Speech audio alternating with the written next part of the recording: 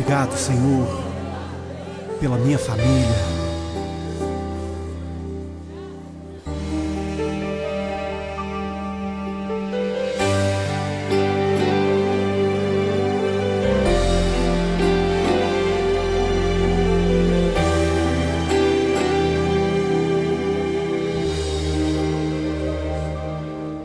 Te agradeço pela minha família e por tua presença no meu lar. Te agradeço pelo pão de cada dia que o Senhor nunca deixou faltar. Te agradeço pela nossa harmonia. Só em Ti, Senhor, podemos confiar. Já te agradeço pelas Tuas maravilhas e os milagres que ainda há de operar. A minha família é bênção do Senhor.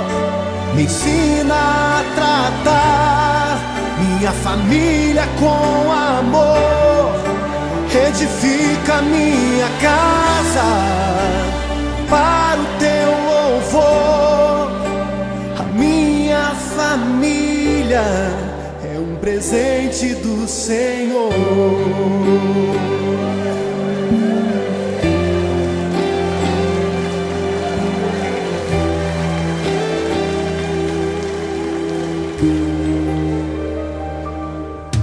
Te agradeço pela minha família e por Tua presença no meu lar. Te agradeço pelo pão de cada dia que o Senhor nunca deixou faltar. Te agradeço pela nossa harmonia.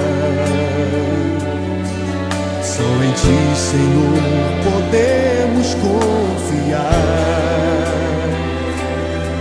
Já te agradeço pelas Tuas maravilhas e os milagres que ainda há de operar. A minha família é bênção do Senhor. Me ensina a tratar minha família com amor. Edifica minha casa para o Teu louvor. A minha família é um presente do Senhor. A minha família é bênção do Senhor. Me ensina a tratar minha família com amor. Edifica minha casa para o Teu louvor. A minha família é um presente do Senhor. A minha família é bênção do Senhor. Eu convido você a dar um abraço nessa pessoa que você tanto ama. E se você não está perto dessa pessoa, liga para ela, diga: eu te amo, você é muito importante para mim. A minha família é um presente do Senhor.